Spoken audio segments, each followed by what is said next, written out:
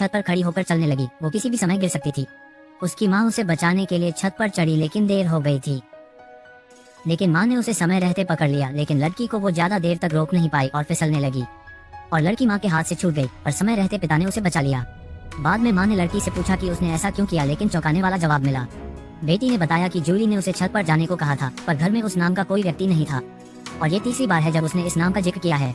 नए घर में आने के बाद से लड़की खुद से बहुत बातें करती रहती है। वो जूली नाम की एक लड़की को जानती थी। उसकी माँ ने सोचा कि वो बोर्ड पर बनाए एक किरदार को जूली कह रही है, इसलिए उसने ध्यान नहीं दिया। लेकिन अगले दिन सुबह और भी अजीब हुआ। लड़की नाव पर खड़ी थी और एक लाल गुब्बारा लिए हुए थी। माता पिता दौड़े और अपनी बेहोश बेटी को जगाया। फिर उन्होंने जल्दी से उसे वहाँ से बाहर निकाला और फिर से जूली ही वो थी जिसकी वजह से ये हादसा हुआ। आदमी ने तुरंत कैबिन के दरवाजे को बंद कर दिया, लेकिन रात को दरवाजा अपने आप खुल गया। उसने सोचा कि उसकी बेटी अंदर है। आदमी बाहर आया और कैबिन की तरफ भागा, लेकिन उसे अंदर सिर्फ उनका घरेलू कुत्ता मिला जो बुरी तरह से भौंक रहा था।